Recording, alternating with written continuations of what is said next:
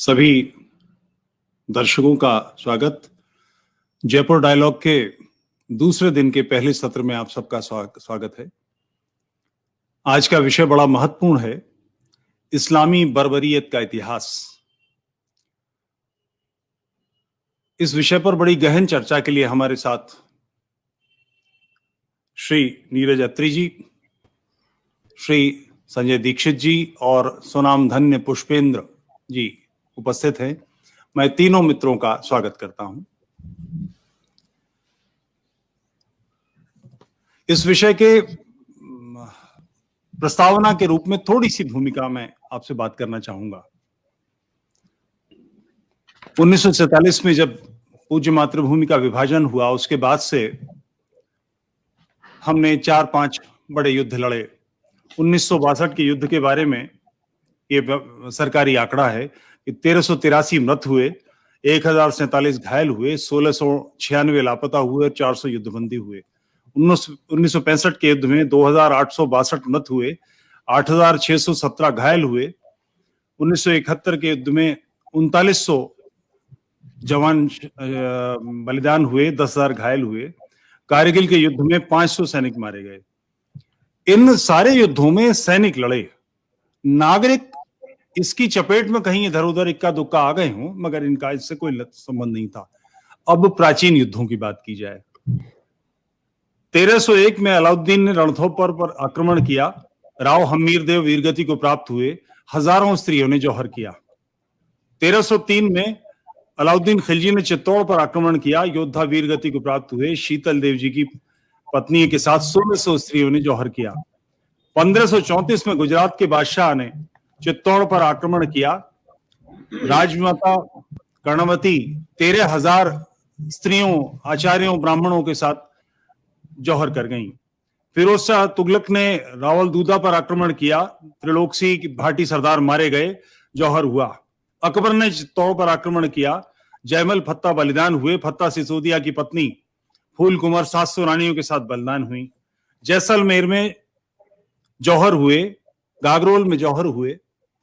हमेशा युद्ध हिंदू राजा भी मुस्लिम राजा पर आक्रमण करते रहे हैं, कोई नई बात नहीं है, मगर स्त्रियां, बच्चे, नागरिक उसकी चपेट में कभी नहीं आते थे। भारत में ये पहली बार ऐसे आक्रमण हुए जिसमें चपेट में स्त्रियां आती थीं और उनकी इतनी दुर्गति होती थी कि जीवित जल जाना उन्होंने स्वीकार किया। इतिहास में पूरा चैप्टर वाइप आउट है। हमें कहीं साके के बारे में, जौहर के बारे में कोर्स में नहीं पढ़ाया जाता। कारण उसका यह है कि ये जो आक्रमण है, मैं थोड़ा सा आपको ध्यान दिलाता चलूं कि जिन तुर्कों ने ये आक्रमण किए, जिन ईरान के लोगों ने आक्रमण किए, जिन अरबों ने आक्रमण किए, ये मूलतः बौद्ध हैं, अहिंसा के उपासक, शांति के उपासक। इनमें ऐसा क्या हुआ कि इतने हिंसक बन गए, इतने बर्बर बन गए? वो चिंतन कौन सा है, कैसे बदला? इस सबको ग्लोरीफाई करने के लिए और इस सबको छिपाने के लिए पूरा इतिहास बिगाड़ दिया गया। 1947 के बाद जो इतिहास लिखा गया उसमें ये सारी धूर्तता हुई। इस विषय पर बात करने के लिए मैं सबसे पहले पुष्पेंद्र कुलश्रेष्ठ जी को आमंत्रित करता हूं, कृपया हमारा मार्गदर्शन करें। तुफैल भाई, संजय भाई, नीरज भाई, आपका बहुत बहुत धन्यवाद, शुक्रिया कि आपने ऐसे महत्वपूर्ण विषय पर, जिसके बारे में देश में लोग चर्चा करने से थोड़ा सा कतराते हैं, ऐसे विषय पे आपने साफ साफ शब्दों में अपनी बात रखी है। मुझे लगता है कि आपने जो इसकी भूमिका दी तुफैल भाई, उसकी जड़ में एक बात है कि हिंदू कभी लड़ा नहीं, हिंदू की सेनाएं लड़ी, हिंदू राजा लड़े, लेकिन हिंदू आम जनता जो थी वो कभी भी किसी के प्रतिकार में बाहर नहीं आई। और उसकी एक जो आपने 47 से इतिहास में ले गए आप, तो इतिहास से मैं 47 तक अगर आता हूं तो आज भी भारत का सनातनी हिंदू किसी समस्या से एक सामाजिक तौर पे नहीं लड़ना चाहता, एक सामूहिक तौर पे नहीं लड़ना चाहता। वो चाहता है कि उसकी लड़ाई पुलिस लड़े, उसकी लड़ाई सरकार लड़े, उसकी लड़ाई जुडिशरी लड़े। और यही वजह है कि सरकारें आई, सरकारों ने अपने नफे नुकसान के हिसाब से काम किया, लेकिन समाज कभी भी संगठित नहीं हो पाया, समाज कभी उन खतरों को समझ नहीं पाया और समाज ने कभी उसकी एक चुनौती के रूप में प्रतिकार नहीं किया। लिहाजा सरकारें के बल पे रहना और फौज के बल पे रहना और पुलिस के बल पे रहना, ये हमारे एक तरीके से कहने जनरेशन टू जनरेशन हम इस तरफ आए। और इस दरमियान में एक जो दो बड़ी बातें हुई वो ये कि एक तो खास तौर से हमारे अपने समाज के लोगों ने जितनी भी, आप ये कह सकते हैं कि जो हमारे ऐसे पुरुष थे या ऐसे हमारे महान लोग थे जिनसे हमारे अंदर एक पुरुषार्थ की भावना जागती है, एक सम्मान की भावना जागती है, हमने उन्हें मिटा दिया। और तमाम वो लोग जिन्होंने उस समय के साथ कंप्रोमाइज कर दिए, सर्वाइवल की लड़ाई लड़ी कि भाई हम थोड़ी देर के लिए सर्वाइव कर जाएं, फिर हम कुछ और करके सर्वाइव कर जाएं, तो तिलक मिटा करके सर्वाइव किया, लोगों ने चोटी हटा के सर्वाइव किया। तो धीरे धीरे अब हमारी एक इस तरीके की नियति बन गई है कि हम खुद न खोना चाहते हैं और न जिंदा रहने के लिए मरना चाहते हैं। लिहाजा आज की परिस्थिति में हम देखें कि भारत के अंदर अगर आप देखें तो इस्लामिक राज जो है, मैं मानता हूं आज भी पूरे जोर और एलानिये के साथ चल रहा है। और हम भारत के वासी आज भी क्षणिक तौर पर किसी घटना पे प्रतिक्रिया देना या किसी के एक्शन पे रिएक्शन देना ही अपना हिंदुत्व या सनातनी समझते हैं। और हमें हमारे राजनीतिज्ञों ने ऐसे ऐसे नैरेटिव दिए। मैं बार बार एक बात कहता रहा हूं तुफैल भाई कि राज्य में और राष्ट्र में फर्क होता है, और हम राज्य की शक्तियों को ही अपनी और राष्ट्र की शक्तियां समझ लेते हैं। राष्ट्र को समाज चलाता है, राष्ट्र सरोकारों से चलता है, आस्थाओं से चलता है, आपके ट्रेडिशन से चलता है, वैल्यूज से चलता है। लेकिन राज्य जो है वो संविधान से चलता है, उसमें फौज होती है, पुलिस होती है, उसमें जुडिशरी होती है। तो हम इन तमाम जितने भी एपरेटस हैं राज्य के, उसको अपना समझ बैठते हैं और वो कभी आपका अपना नहीं होता। लिहाजा हम ये देखें कि आजादी से पहले की आप अगर कुछ घटनाओं को देखें आसपास की, खासतौर से 1920 से लेकर के अब तक की घटनाओं को देखें, तो आप देखें किस तरीके से टर्की के अंदर जो मामला उस वक्त थे, आप सोचें हमारे देश के नेताओं ने, राष्ट्रपिता ने, और दो जो फ्रॉड इस वक्त जिनके नाम से रामपुर में एक यूनिवर्सिटी बनी हुई है, किस तरीके से हमने उस जो है खिलाफत मूवमेंट को भारत में स्वीकार किया। और फिर भारत के मुसलमानों के सिलसिले में महात्मा गांधी ने कहा कि अगर हम भारत के मुसलमानों को इसमें शामिल करेंगे और इसको सपोर्ट करेंगे तो वो हमारी आजादी में बढ़ के हिस्सा लेंगे। तो 1920 में जो खिलाफत मूवमेंट का हशर हमने मोपला में देखा, वो हम सबको पता है। और 27 साल में मात्र ये देश जो है मजहब के नाम पे बटा। लेकिन आज भी वो कितने बड़े बड़े हिंदू संगठन हो, हिंदूवादी हो, आज भी हम बार बार एक ऐसे सच्चे नैरेटिव को नकारने के लिए कहते हैं हमें अंग्रेजों ने बांटा और हमें आपस में फूट डाली और हम बट गए। हम इतने भोले लोग थे कि अंग्रेजों ने फूट डाली और हम अलग अलग हुए और बट गए। आज भी हम नहीं कहते हैं कि भारत का विभाजन मजहब के नाम पे हुआ, और मजहब के नाम पे होने के बाद उसे आज तक हमने अपनी राजनीतिक स्वार्थों के लिए न पब्लिक में कहा, न हमारे इतिहास में पढ़ाया गया, न हमारे कभी इंटेलेक्चुअल डिस्कोर्स का हिस्सा रहा। लिहाजा हम सच बातों से हटते चले गए और झूठे नैरेटिव में फंसे। इसलिए आप देखें कि इस दरमियान 1400 साल से लेकर के आज तक हम ये सुनते चले आ रहे हैं, Islam is a religion of peace. अब वो पीस की स्पेलिंग उनकी कुछ और है और आपकी कुछ और है, आप कंफ्यूज हैं, वो क्लियर है। लिहाजा हम एक ऐसे मजहब के बारे में बात कर रहे हैं जिसकी उत्पत्ति में लेकर के और आज तक वायलेंस वायलेंस वायलेंस, लूट, हत्या, बलात्कार, और हम उसको आज भी कहते हैं कि सारे धर्म बराबर हैं। अब हमारी और आपकी जनरेशन में तो लोगों ने कुछ पढ़ लिया, समझ लिए, लेकिन अभी भी नेक्स्ट जनरेशन में बार बार ये कहा जाता है और अक्सर बहुत सारे लेक्चर्स में लोग कहते हैं कि देखिए पुष्पेंद्र साहब सारे धर्म बराबर हैं। तो मैं ये समझ नहीं पाता कि आखिर ये नैरेटिव निकलते कहां से हैं। सारे धर्म बराबर हैं, ये गंगा जमुना तहजीब, ये हम भाई भाई हैं। तो मैं बार बार सोचता हूं कि भाई मेरे धर्म और मजहब में फर्क है। अब हमारे यहां सेकुलरिज्म का हमने ट्रांसलेशन धर्मनिरपेक्ष जब किया तो हमने ये साबित कर दिया कि हम दुनिया के सबसे बड़े मूर्ख लोग हैं। हमने अपनी बातों को गलत तरीके से रखा और दूसरे के नैरेटिव में हम खुद फंस गए।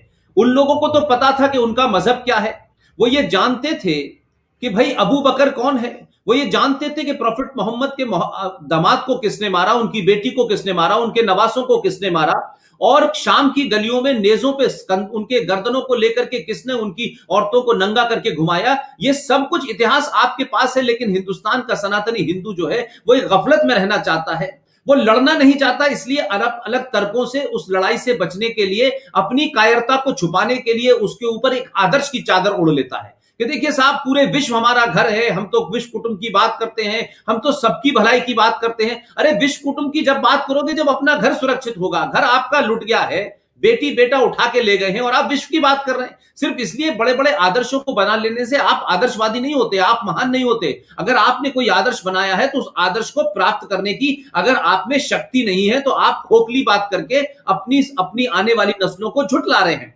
लिहाजा हम देखें, वो साफ, मैं आज भी पूरे ईमानदारी से कहता हूं तुफैल भाई, नीरज भाई, कि इस्लाम के मानने वालों में कोई गफलत, कोई कंफ्यूजन नहीं है। उनका फंडा क्लियर है, ये हम नहीं समझ पा रहे। वो सुबह सुबह उठते हैं, सनातन हिंदू में 2 चांटे मारते हैं और फिर कहते हैं कि हम तो भाई भाई हैं और हमारा मजहब नहीं सिखाता एक दूसरे से पैर करना, और फिर रात में आपको पीटते हैं, फिर सुबह कहते हैं। तो उन्होंने तो इस तरीके की मार्केटिंग की है इस्लाम की कि कोका कोला कंपनी भी नहीं कर पाई आज तक इतनी, जिस तरीके से नैरेटिव क्रिएट किए, और उस नैरेटिव में आज भी हम फंसे हुए हैं। तो आप देखिए कि कुरान आसमानी किताब है, ये सारे मुसलमान मानते हैं।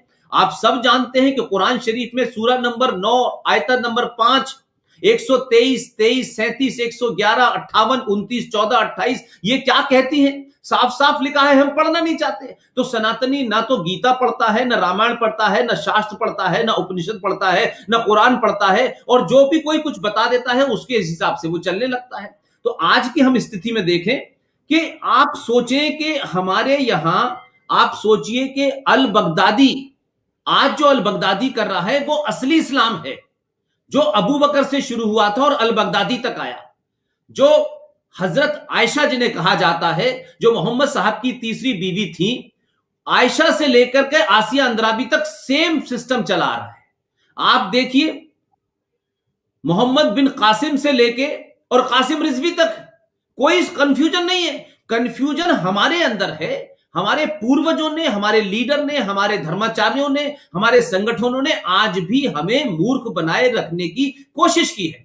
लिहाजा मैं नहीं समझता कि अगर ईमानदारी से इस देश में कोशिश होती कि हिंदू समाज को, किसी के खिलाफ नहीं, लेकिन हिंदू समाज क्या है, हम कौन है, कहां से आए हैं, क्या हमारी बैकग्राउंड है, क्या हमारी संस्कृति है, क्या हमारे आदर्श हैं, इस पे जब भी चर्चा होती तो मैं नहीं समझता था कि आज हम जिस मोड़ पे खड़े हुए हैं कि दुनिया का एक ऐसा ऐसा ऐसा धर्म जिसने ज्ञान विज्ञान बांटा हो, दुनिया को रास्ता दिखाया हो, आज वो खुद इतने अंधकार में रह रहा है कि बौने और बौनों के बौने और गुलामों के गुलाम आप पे राज कर रहे हैं और खुलेआम कर रहे हैं। और आप सिर्फ उनसे समय बाय करते हैं कि देखिए साहब, कश्मीर में किसी तरीके से सरकार बन जाए तो सरकार बन जाए तो हम उसको किसी तरीके से खुश कर ले, और वहां मुसलमान खुश हो जाएंगे तो फिर वो हमारे साथ रहेंगे, वो पाकिस्तान के साथ नहीं रहेंगे। लेकिन उनका एजेंडा इतना क्लियर है कि अगर उनका कुछ दिन के लिए एक आदमी गृह मंत्री बना, उसने बिना कुछ सोचे समझे 2 दिसंबर 1989 को शपथ ली और 19 जनवरी 1990 को उसकी देखरेख में तमाम लोगों ने मिलकर 5.5 लाख कश्मीरी हिंदू पंडितों को उनकी पूजा पद्धति और उपासना के कारण मार के निकाल दिया और 2,500 लोगों को मारा। लेकिन पूरे देश का मुसलमान ये कहता है नहीं नहीं, ये झूठ है, ये गलत है, वो तो जगमोहन ने किया था। तो उनका नैरेटिव 1400 साल से यही है, उसमें कुछ नहीं बदला है। और हम कैसी कैसे हमने चीजें पाली। एक हमारे यहां बड़ी बड़ी बड़ी तुफैल भाई बड़ी शान समझते हैं, खासतौर से हिंदू लीडर। भाई देखिए, मोहम्मद इकबाल ने कहा था इमामे हिंद है राम। अब किसी से ये पूछो कि इमामे हिंद है राम, ये मोहम्मद इकबाल ने कहा था जिसके पूर्वज सपरू थे। भाई अगर इसका मतलब निकालें तो आप भी जानते हैं तुफैल भाई कि इमाम किसका होता है, मस्जिद का होता है ना। तो हिंदुस्तान एक मस्जिद है और राम उसके इमाम है। तो जो राम पूरी दुनिया में सूर्यवंशी थे, उनको सुकड़ करके राम का एक मस्जिद का इमाम बना दिया, और हम इस बात को बड़े उससे कहते हैं कि इमाम हिंद थे राम। फिर दूसरा आया मोहम्मद इकबाल ने कहा कि दोनों एक ही लाइन में खड़े हो गए, महमूद और अयाज एक ही लाइन में खड़े हो गए, एक ही सफ में खड़े हो गए। अरे महमूद गजनबी ने तो जिंदगी में कभी नमाज नहीं पढ़ी, 17 बार वो भारत पे इस्लाम के नाम पे हमला करने आया, लेकिन एक बार भी हज करने नहीं गया। तो वो कौन सा मुसलमान था? तो तमाम वो लोग जो आज भी पुराने इतिहास से और 47 के बाद से, और आज भी हम ये देख रहे हैं कि आज भी हम उसी कंफ्यूजन में हैं। आज भी हम जब बात कहते हैं तो हमारे हिंदू समाज के बच्चे ही बहुत सारे सवाल हमारे ऊपर उठाते हैं। कोई कहता है कि कुरान में भी अगर वायलेंस है तो गीता में भी है। तो मैंने कहा गीता का कुरान से कोई कंपैरिजन नहीं है। गीता किसी हिंदू धर्म की किताब नहीं है, और धर्म और मजहब के बारे में लोगों को नहीं पता। तो इस तरीके के बहुत सारे कंफ्यूजन है।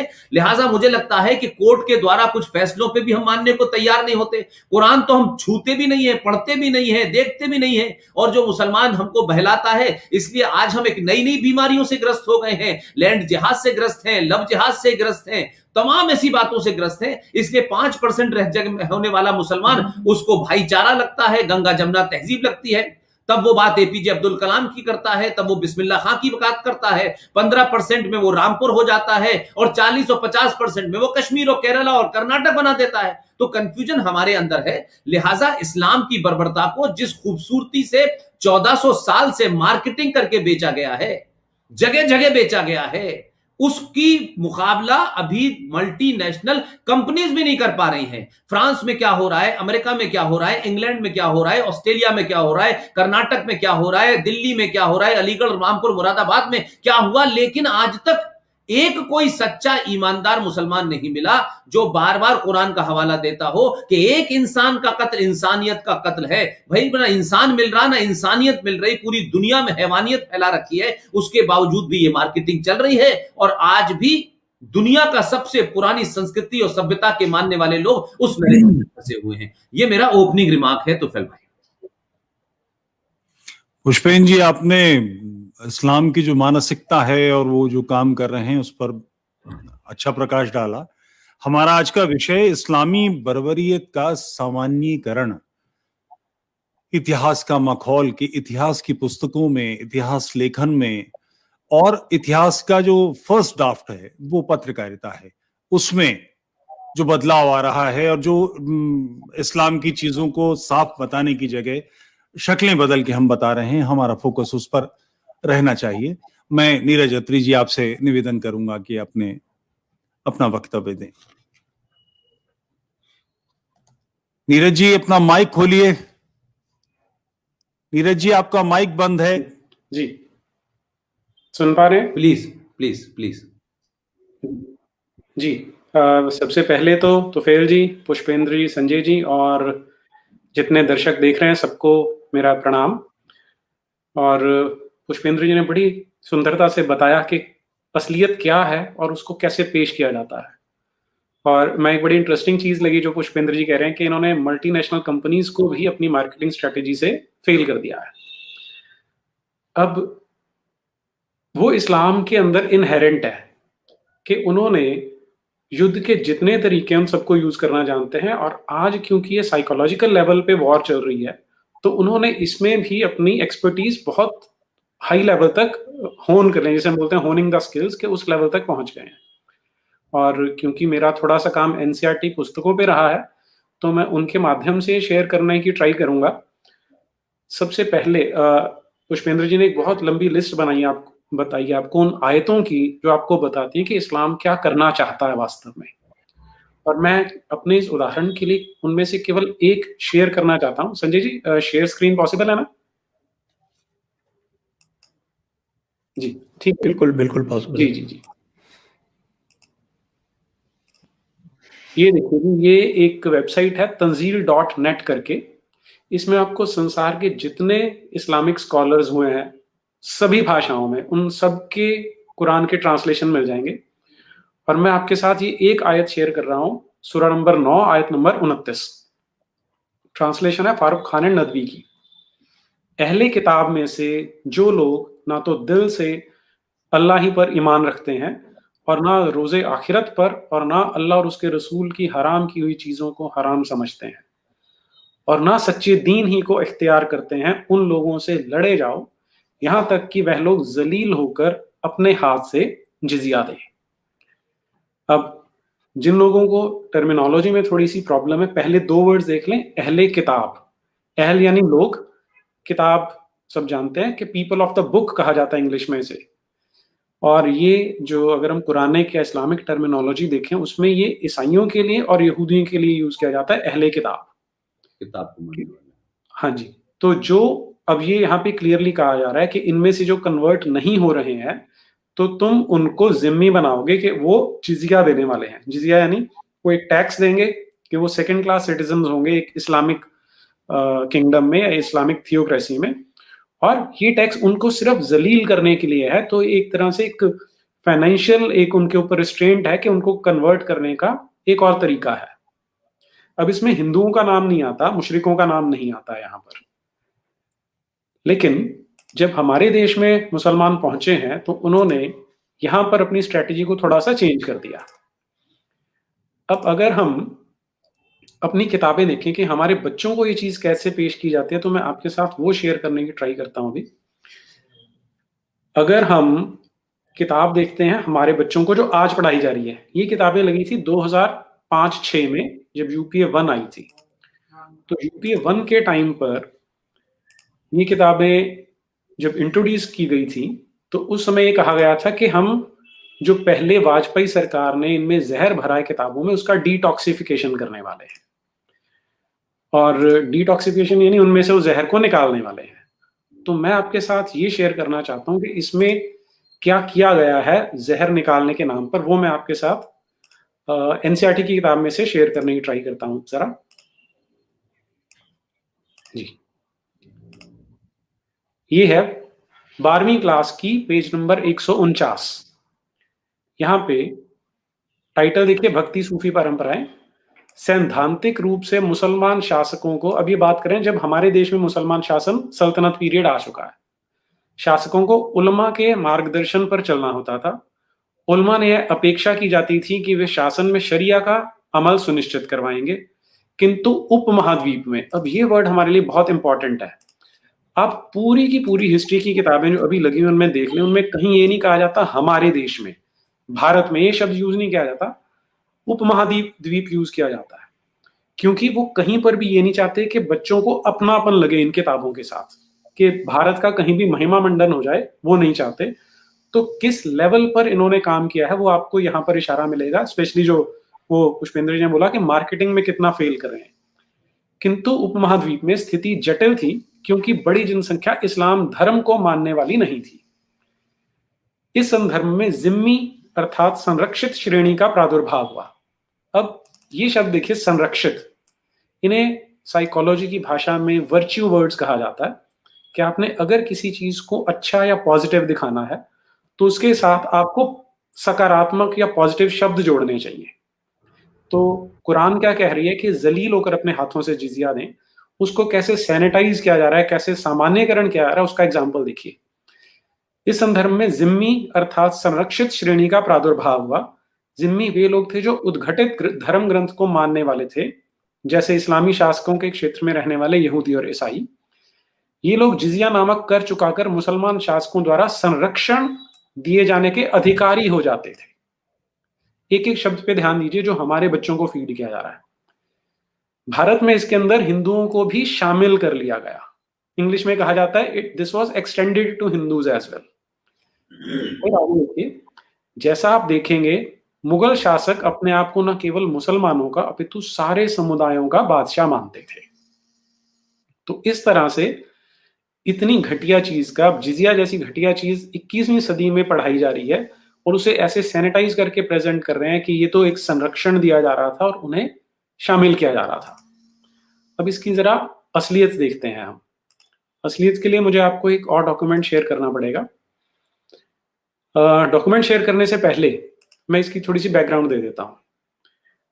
जब ये हमारे देश में एंटर करना शुरू किया उन्होंने, तो फेल जी ने बताया कि किस तरह से ये एक नई परंपरा हमारे देश में एंटर कर रही थी, जो महिलाओं और बच्चों को भी छोड़ते नहीं थे, उनके साथ वो बर्बरता, वो दुर्दांत बिहेवियर किया जाता था। तो उसका एक एग्जाम्पल है जो हिस्ट्री की किताबों में, हमारे बच्चों की किताबों में नहीं, लेकिन जो ऑथेंटिक हिस्ट्री वहां पे मिलता है। अलाउद्दीन खिलजी जब शासन कर रहा था तो उसके वहां एक मौलाना आया करता था जिसका नाम था मुगीसुद्दीन। तो एक दिन खिलजी बड़े अच्छे मूड में बैठा होता है, तो इस मौलाना को बोलता है कि मौलाना तुम ये बताओ कि मेरा शासन कैसे चल रहा है और मुझे कैसे करना चाहिए। तो उसने उसमें एक पॉइंटेड क्वेश्चन पूछा कि तू मुझे ये बता कि इस्लाम के अकॉर्डिंग जो हिंदू है ये खरज देह है या खरज गुजार है। अब इसके बारे में एक लाइन आपको हमारी किताबों में क्या दिखती है, जो बच्चों को जो पढ़ाई जाती है, कि हमारे देश में जिजिया के नाम पर जो टैक्स लगाया जाता था, सॉरी जिजिया नहीं, जब सल्तनत पीरियड था तो जो टैक्स लगाए जाते थे वो 3 तरह के होते थे और उनमें इन्होंने जिजिया को बिल्कुल गायब कर रखा है। वो जो एक लाइन है इनकी, मैं उसे एनसीईआरटी में से ढूंढ के आपको बताता हूं क्या है।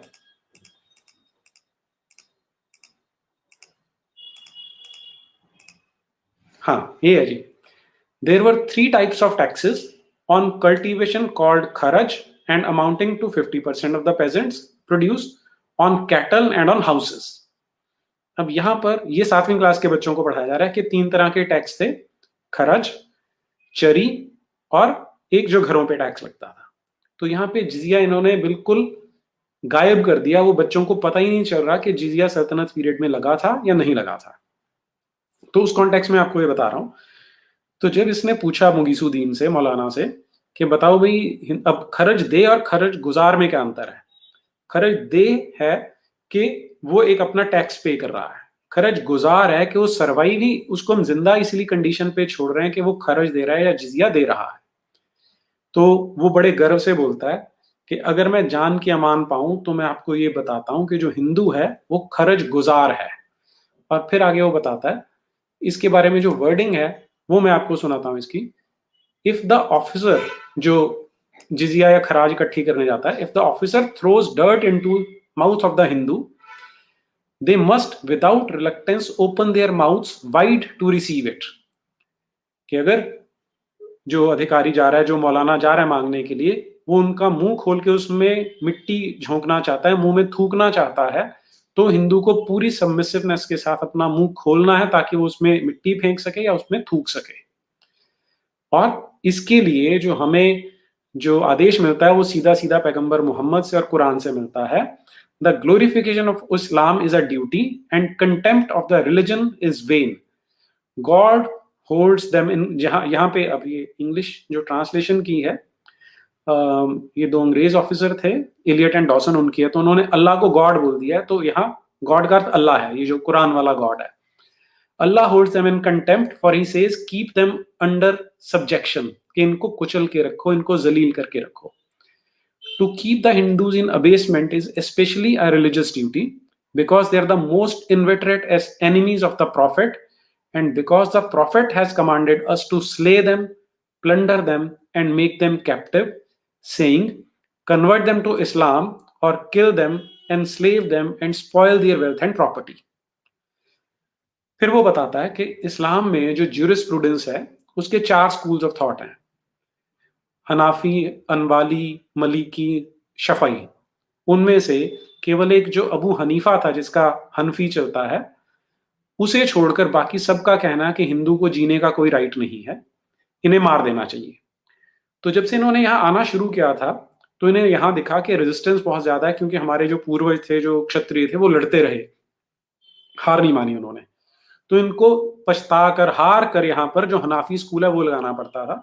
और वो कहता है कि सिर्फ हनीफा के स्कूल में कहा जाता है, हनीफा के जो ज्यूरिस्प्रूडेंस है उसमें हिंदुओं को जिजिया देकर जिंदा रहने की अनुमति है, बाकी किसी में नहीं है। तो ये एक छोटा सा एग्जाम्पल आपको बताता है कि किस तरह की क्रूरता की जाती थी। और ये सुनने के बाद जो सुल्तान है, ये जो अलाउद्दीन खिलजी है, वो उसे बताता है कि तू तो मुझे ये आज बता रहा है, लेकिन मैंने हिंदुओं की हालत ऐसी कर रखी है कि वो मेरा नाम सुनते ही डरते हैं।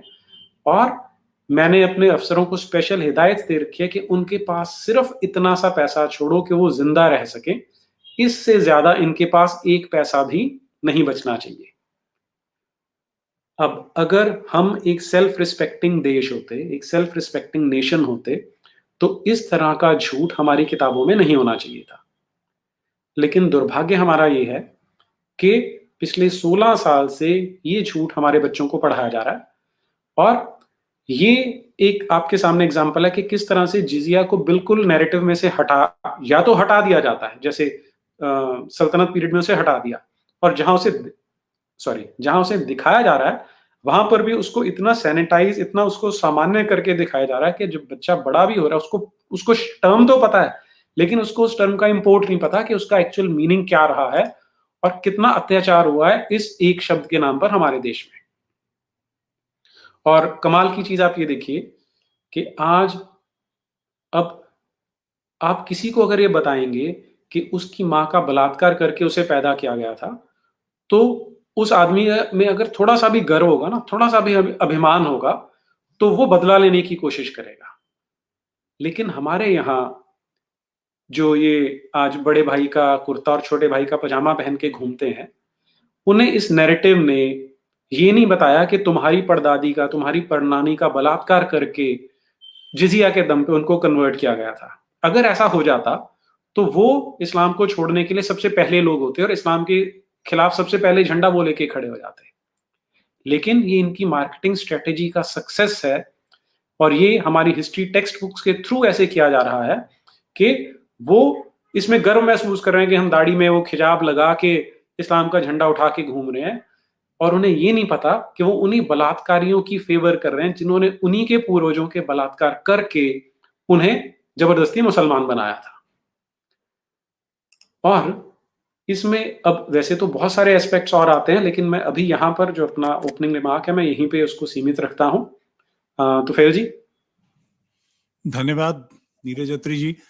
आप दोनों वक्ताओं ने बहुत विद्वता के साथ और बड़ी समझदारी के साथ विषय रखा कि इस्लाम की जो बर्बरता है उसको पूरी तरह से ग्लोरीफाई किया गया है, उसके नाखून, पंजे, दांत छिपाए गए हैं और ये स्वतंत्र भारत में हुआ है। इसके लिए हमारे पॉलिटिशियंस, उनके इशारे पर काम करने वाले हमारी जो सिस्टम है और उसी के एक बड़े प्रमुख स्तंभ जो अभी ये जयपुर डायलॉग चला रहे हैं, संजय दीक्षित जी आज हमारे मध्य में हैं। मैं अब उनसे प्रार्थना करूंगा कि कृपया अपना आधिकारिक वक्तव्य दें। धन्यवाद तुफैल जी। पुष्पेंद्र जी ने और नीरज जी ने इस पूरे विषय को एक फोकस देकर एक पर्सपेक्टिव में इसको रख दिया अच्छी तरह से। जैसा कि पुष्पेंद्र जी ने कहा कि ये मार्केटिंग का ही चमत्कार है कि आज भी एक ऐसी बर्बरतापूर्ण संस्कृति को, बर्बरतापूर्ण सभ्यता को लोग रिलीजन ऑफ पीस कह रहे हैं, उनको शांति दूत कह रहे हैं। जबकि रोज आज भी एक किताब आपने सवेरे सवेरे मैंने अखबार पढ़ा तो उसमें भी आया कि साहब कांगो में 29 लोगों को इस्लामी आतंकवादियों ने मार दिया। 2-4 दिन पहले ही हमने मोजाम्बिक में पढ़ा था कि साहब किस तरह से 50 लोगों को गर्दन कलम कर दी गई। तो ये जो है ये एक सामान्य व्यवहार है इस सभ्यता का, लेकिन उस सामान्य व्यवहार को किस प्रकार से छुपाया गया है, और विशेषकर भारत के परिप्रेक्ष्य में जहाँ की हमने त्रासदी भोगी है। आज से 70 साल पहले, सिर्फ 73 साल पहले भारत का विभाजन हुआ था, बहुत अधिक समय नहीं हुआ है। यदि इसको कालखंड के परिप्रेक्ष्य में देखें तो ये सिर्फ 2-3 जनरेशन्स का मामला है, और उसमें भी इस तरह से इस पूरे प्रकरण को, इस पूरे विमर्श को, इस पूरे नैरेटिव को इस प्रकार से छुपाया गया है। मैं तो कहूँगी इसको कोई कॉन्शियसली या जानबूझ के या एक विचार पूर्वक छुपाया भी नहीं गया है। ये तो उस प्रकार से है कि जैसे कि जो जिम्मी होता है, जिसके जिम्मी की प्रकृति नीरज जी जानते हैं, पुष्पेंद्र जी जानते हैं कि जो जिम्मी की प्रकृति होती है कि उसको आपको कुछ कहने की जरूरत भी नहीं पड़ती। वो जिम्मी अपने आप अपनी स्वामी भक्ति को प्रदर्शित करने के लिए प्रतियोगिता करता रहता है आपस में। एक जिम्मी दूसरे जिम्मी से प्रतियोगिता करता है कि भाई मैं किससे अपनी स्वामी भक्ति अधिक से अधिक दिखाऊं। उस प्रकार की स्वामी भक्ति हमारे निजाम ने, यानी हमारे जो शासक थे, और हमारे शासक ही थे क्योंकि 1947 में कोई हमें स्वतंत्रता तो मिली नहीं थी, वहाँ तो ट्रांसफर ऑफ पावर हुआ था। उसको, जिसको हम स्वतंत्रता दिवस मनाते हैं, उसको तो हमें डोमिनियन डे मनाना चाहिए, या फिर उसको हम ट्रांसफर ऑफ पावर डे कह सकते हैं। तो गवर्नमेंट ऑफ इंडिया का एक्ट जो था बदस्तूर लागू था एज इट इज 26 जनवरी 1950 तक, और वो 26 जनवरी 1950 के बाद भी जो भारत का संविधान बना है वो लगभग 85% जो है वो गवर्नमेंट ऑफ इंडिया एक्ट 1935 की कॉपी है, थोड़े बहुत कॉमा फुल स्टॉप इधर उधर करके, और बाकी जो 15% है वो भी आयातित है। आपके फंडामेंटल राइट्स आयातित हैं, आपके डायरेक्टिव प्रिंसिपल्स आयातित हैं, आपकी पार्लियामेंट्री डेमोक्रेसी तो खैर गवर्नमेंट ऑफ इंडिया एक्ट में ही आ गई थी, उसमें तो खाली थोड़ा बहुत आप करना पड़ा। अच्छा, वो पार्लियामेंट्री डेमोक्रेसी भी जब इस पर बहस हुई कॉन्स्टिट्यूएंट असेंबली में, तो पार्लियामेंट्री डेमोक्रेसी को भी इसलिए निरंतर किया गया क्योंकि उस समय लोगों का विचार था कि साहब कि हमें इसकी आदत है, हम इसको समझते हैं, भाई समझते हैं, हमें गुलामी की आदत पड़ी हुई है, हम इसको समझते हैं, तो इसलिए पार्लियामेंट्री डेमोक्रेसी जैसी की तैसी उसको लागू कर दिया जाए, ट्रांसफर ऑफ पावर भी वैसे हो दिया जाए। और उस पर भी मौलाना आज़ाद के बारे में पुष्पेंद्र जी का काफ़ी आख्यान है। मौलाना आज़ाद अपनी किताब में कहते हैं कि साहब नेहरू जी का विशेष आग्रह था कि मौलाना आज़ाद जो कभी जिन्होंने ज़िंदगी में कभी किसी औपचारिक स्कूल में, किसी औपचारिक विद्यालय में, किसी औपचारिक विश्वविद्यालय में कभी उन्होंने शिक्षा नहीं ली, किसी महाविद्यालय में नहीं गए, सिर्फ और सिर्फ मदरसे में और आलिमों उलमाओं के पास में वो पढ़े, ऐसे व्यक्ति को विशेष आग्रह करके हमारे महोदय नेहरू जी ने, इनके बारे में मैंने एक सीरीज चलाई है, वैसे आप अगर देखना चाहें कभी तो, ब्लंडर बॉय नेहरू करके, तो वो ब्लंडर बॉय नेहरू जी ने उनको भारत का शिक्षा मंत्री विशेष आग्रह करके बनाया, और वो 1946 से लेके जब इंटरिम गवर्नमेंट आई तब से लेके और सन 58 तक अपनी मृत्युपरांत वो भारत के शिक्षा मंत्री रहे। जब उनका निधन हो गया तो उनके जो शिष्य थे हुमायूं कबीर वो बन गए, फिर बीच में छोटे समय तक कोई और एक कम्युनिस्ट टाइप के व्यक्ति रहे, फिर फखरुद्दीन अली अहमद बन गए, फिर MC छागला बन गए, और इन सबको सुशोभित करते हुए फिर बाद में मोहम्मद हबीब के जो विशेष चोटी गांठ शिष्य थे नूरुल हसन साहब वो बन गए। तो अब ये जो सारा का सारा जो प्रकरण है, इसमें हम दोष किसको दें? क्या हम दोष इस्लामियों को दें, या कि हम दोष जो इस्लामियों के जिम्मी बनने के लिए लालायित हैं उनको दें? आखिर मोहम्मद हबीब के बारे में कौन नहीं जानता? हम जानते हैं कि हमारे इतिहास प्रक्रिया के पूरी तरह से जो दूषितीकरण है वो अलीगढ़ स्कूल के श्री मोहम्मद हबीब जो प्रणेता थे अलीगढ़ स्कूल के, और उनके साथ में इलाहाबाद विश्वविद्यालय का एक स्कूल लग गया जिसको वो आपके रशब्रुक विलियम्स वगैरह थे, और उनके साथ में बाकी जितने भी थे सब हिंदू ही थे, और सतीश चंद्रा इनके विशेष शिष्य थे, इरफान हबीब तो इनके बेटे ही हैं, और बाद में इनके साथ कौन लगे? मोतीलाल नेहरू जी लगे।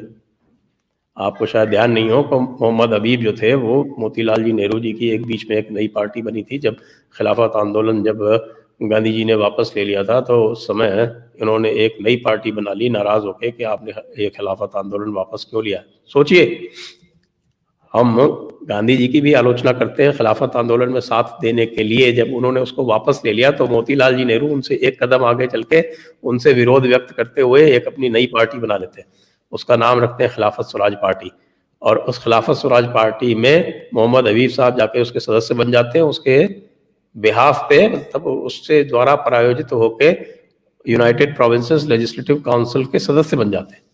और बाद में फिर जब मोतीलाल जी नेहरू वापस कांग्रेस में जाते हैं तो वहां जाके वो अध्यक्ष बन जाते हैं, मोहम्मद हबीब साहब उनके साथ में हैं, फिर उनको वो नियुक्त कर देते हैं कि भाई ये मेरा बेटा है, बहुत काबिल है, बहुत लायक है, बैरिस्टर बन के आया है विदेश से, और इसको आप जो है वो इतिहास का ज्ञान दो। फिर उसको वो इतिहास का ज्ञान देते हैं, अच्छी तरह से इतना इतिहास का ज्ञान देते हैं कि उससे वो कभी बाहर ही नहीं निकलते। मृत्युपरांत वो मोहम्मद हबीब के इतिहास की जो हिस्टोरियोग्राफी मान लें उसको, चाहे उसको उनके इतिहास का पूरा सबक मान लें, उससे 1 इंच भी इधर उधर नहीं हिलते। न सिर्फ इतना, यहां तक है कि वो अपनी बेटी को भी उनके पास पढ़ने के लिए भेजते हैं। तो आप ये देखिए कि एक व्यक्ति जो पूरी तरह से भारत का जो इतिहास लेखन था, जो यशस्वी इतिहास लेखन था, जिसमें आपके जदुनाथ सरकार जैसे, RC मजूमदार जैसे मूर्धन्य इतिहासवेत्ता थे, उनको, उनके लेखन को समाप्त करने में किस प्रकार से, किस चालाकी के साथ, और हमारे जो लोग हैं उन्होंने किस मूर्खता के साथ इसको मिलकर अंजाम दिया है। तो जो इसका सामान्यीकरण हुआ है, वो सामान्यीकरण में यदि हम इसका दोषारोपण भी करना चाहें तो दोषारोपण में हम तो ये पाते, कम से कम मेरा निष्कर्ष ये है कि हमारी मूर्खताएं जो हैं वो इसके लिए ज्यादा उत्तरदायी हैं, अधिक उत्तरदायी हैं बनिस्बत इसके कि सामने वाले की चालाकी। सामने वाला तो चालाकी कर रहा है, आपको पता है 1947 में अच्छी तरह से पता चल जाना चाहिए था, पता चल भी गया था, लोगों ने इसके बारे में लेख भी लिखे, सब कुछ लिखे, लेकिन जो हमारा शासक वर्ग था वो उसी प्रकार अभिभूत रहा, उसी प्रकार आनंद में खोया रहा कि हा कितना आनंद आ रहा है, गले लग के और पीछे से जो छुरी उतारी जा रही है हमारी पसलियों में, उसमें कितना आनंद आ रहा है। तो वो जो आनंद लेते लेते आप आज ये देख रहे हैं कि ये स्थिति आ गई कि जो अभी एनसीईआरटी का जो सामने दिखाया स्क्रीन पर नीरज अत्री जी ने, वो उसी की एक सामान्य परिणति है, उसमें कुछ विशेष नहीं है। इसलिए हम अपनी जो एक ये प्रकृति बन गई, एक तरह से बना दी गई ये कहें या बन गई, उस जिम्मी प्रकृति से बाहर निकलने के लिए हमें प्रयास करना है, और लोग कर रहे हैं। पुष्पेंद्र जी तो पूरी अलग जगाए हुए हैं, तुफैल जी, नीरज जी सब अपने अपने स्तर पर प्रयास कर रहे हैं, और हमारी भी यानी सामान्य जन की भी इसमें मैं मानूंगा उतनी तो नहीं, शासक वर्ग जितनी तो नहीं, लेकिन काफी कुछ उनकी भी इसमें उत्तरदायिता बनती है। क्यों नहीं पूछा इतने दिनों तक कि भाई हमको क्या पढ़ाया जा रहा है, क्या हमारे लोक व्यवहार में, हमारी लोक श्रुतियों में क्या चित्तौड़ का, पद्मिनी का, महाराणा प्रताप का, शिवाजी का, महारानी ताराबाई का, विजयनगर का, इनका वर्णन नहीं था? अवश्य था, सब जानते हैं, लेकिन उसके बाद भी पता चलता है कि साहब के प्लासी का युद्ध जब होता है तो उसमें मीर जाफर विलन हो जाता है और सिराजुद्दौला जो है वो फ्रीडम फाइटर बन जाता है। टीपू सुल्तान जो है वो अंग्रेजों से और अंग्रेजों और मराठों की सम्मिलित सेना से लड़ता है तो वो फ्रीडम फाइटर बन जाता है। तो ये सब चीजें जो हैं, इसमें मैं ये कहूँगा कि जो हमारा वर्ग है वो इसमें अधिक उत्तरदायी है। उनको तो अपना एजेंडा वो जैसे चला रहे थे, पहले दो कौमी नज़रिया चल रहा था, फिर मिल्ली तशख़्ख़ुस आ गया, आज के दिन में मजहबी पहचान आ गई, वो तो वही एजेंडा है। वो तो जो सेपरेटिज्म का, एक्सक्लूसिवनेस का जो एजेंडा है वो तो वही है और वही रहेगा। समझना तो हमको है, निशाने पर तो हम हैं। तो मैं इतना कह के ये अपना जो ये ओपनिंग स्टेटमेंट है मैं यहीं पर रोकता हूं और आगे के लिए फिर तुफैल जी को हैंड ओवर करता हूं। बहुत संजीदा, बहुत गंभीर बात कही। जो शिकार है, जो काफिर है, उसको एहसास ही नहीं है कि दांव पर है। नतीजा उसके जीवन का लक्ष्य ये समझने के लिए कि वो जिहाद का शिकार है, यहां तक है कि संसार भर में ये चल रहा है और इसे आतंकवाद कहा जाता है। ये शुद्ध इस्लामी जिहाद है और इसके टूल बने हुए हैं। एक आम सामान्य भारतीय बच्चे को इसकी समझ ही नहीं है कि उसके साथ क्या हो रहा है। उसका लक्ष्य अच्छा जीवन, अच्छी नौकरी, शादी, घर, मकान, ये सारी चीजें हो जाती हैं। ये तो लाहौर में भी थी, काबुल में भी थी, कंधार में भी थी, कराची में भी थी, ढाका में भी थी। क्या हुआ? तो हमें सावधान तो रहना पड़ेगा। मैं इसके दूसरे और इसमें इन हत्यारों को ग्लोरीफाई करने के लिए हमारे अपने लोग किस हद तक गिर गए हैं, कितने घटिया हुए हैं, इसका एक छोटा सा एक 2-3 मिनट लूंगा। ब्रेनन पार्कर संयुक्त राष्ट्र अमेरिका में के हवाई में रहने वाले एक श्वेत अमेरिकी हैं। उनकी भारतीय इतिहास में गहरी दिलचस्पी है, वो भारत में रहे और पढ़े भी हैं। अमेरिकन स्कूलों में भारतीय इतिहास संबंधी तरह तरह की ऊल जलूल चीजें पढ़ने के बाद पारकर ने स्वयं अपना शोध अध्ययन शुरू किया। अब ध्यान कीजिएगा, अंत में इस निष्कर्ष पर पहुंचे कि भारतीय अतीत के बारे में अधिकांश गलत सूचनाएं भारतीय लेखकों द्वारा ही अमेरिका पहुंची हैं, खासकर रोमिला थापर की किताबों से। उन्होंने अमेरिका कांग्रेस को पत्र लिखा कि रोमिला थापर शोध करके जो बताएंगी वो पहले से स्पष्ट है, वो कट्टर हिंदू विरोधी और मार्क्सवादी विचारधारा से ग्रस्त हैं और पहले से ही भारत के बारे में काफी भ्रम फैला चुकी हैं। हिंदू सभ्यता पर हम मार्क्सवादी हमले के लिए अमेरिकी जनता का पैसा बर्बाद क्यों करें? हिंदू विश्व की सबसे प्राचीन महान सभ्यताएं जिससे दुनिया बहुत कुछ सीख सकती है, इसकी बेइज्जती का हम अमेरिकी समर्थन क्यों करें? भारत का एक मित्र होने के नाते मैं इसका विरोध करता हूं। रोमिला थापर की मशहूर किताब ए हिस्ट्री ऑफ इंडिया पहली बार 38 साल तकरीबन समझिए, अब ये 58-60 साल पुरानी हो गई, आई थी। इस किताब की शुरुआत इस्लामी युग के शुरू होने के पहले विवरण पर खत्म होती है, लेकिन ये बिल्कुल साफ कर देती है कि मंदिरों का विध्वंस आपके भारत में बड़ा ही विस्फोटक विषय हिंदू राजाओं के लिए बिल्कुल सामान्य बात थी। हिंदू राजा मंदिर तोड़ते थे, इसका कहीं कोई उल्लेख, कोई प्रमाण नहीं, कहीं किसी प्रकार का।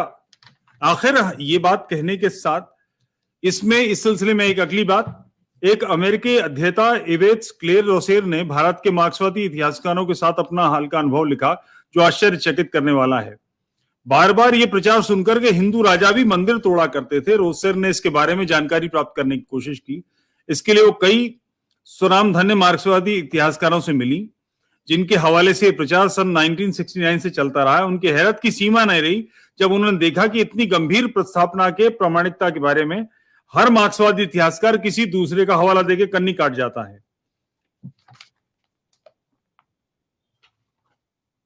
उन्होंने लिखती हैं कि मैं हरबंस मुखिया से मिली, जिन्होंने हिंदुस्तान टाइम्स 19 मार्च 2000 के ओपेट प्रश्न पर अपने लेख में हिंदुओं द्वारा मंदिर तोड़े जाने का उल्लेख किया। मैंने उनसे पूछा कि हिंदुओं द्वारा मंदिर तोड़ने के बारे में उनके पास कौन से दस्तावेज हैं। उन्होंने मुझे बताया कि प्रोफेसर रोमिला थापर के पास इसके बारे में कुछ सूचना है, जो इस प्रस्तावना को पुष्टि करती हैं कि बहुत पहले हिंदू भी मंदिर तोड़ने में बड़े सक्रिय थे। उन्होंने मुखिया ने कहा कि उनके पास भी कुछ संदर्भ हैं जो फाइलों में कहीं होंगे। ये कहकर सब एक दूसरे से टाल रहे हैं, और इसके पीछे कारण क्या है कि मोहम्मद बिन कासिम के हमले को ग्लोरीफाई करना है। भारत में मंदिरों पर जो हुआ है, कहीं बहुत दूर जाने की जरूरत नहीं है। दिल्ली में कुतुब मीनार के प्रांगण में एक मस्जिद है जिसका नाम है कुव्वतुल इस्लाम, जिस पर एक पूरा बोर्ड लगा हुआ है सरकारी कि ये 21 हिंदू और जैन मंदिरों को तोड़कर बनाई गई है। हमारे साथ क्या हुआ है इस बात का प्रमाण दिल्ली में या एनसीआर में जो भी लोग रहते हों, कोई एक मंदिर नहीं बता सकते जो 200 साल पुराना हो। कोई एक मंदिर, केवल एनसीआर नहीं, दिल्ली के चारों तरफ 100-100 किलोमीटर तक कोई एक मंदिर नहीं मिलता जो 100 वर्ष पुराना हो। कैसे भयानक नरमेध हुए हमारे साथ, और इस सब को छिपा लिया गया, सबको इनकी करतूतों को ग्लोरीफाई करने के लिए हिंदू भी मंदिर तोड़ा करते थे, ये बना दिया गया। श्रौत परंपरा में कहीं लिखित इतिहास में कहीं कुछ उल्लेख तो होगा? कोई नहीं।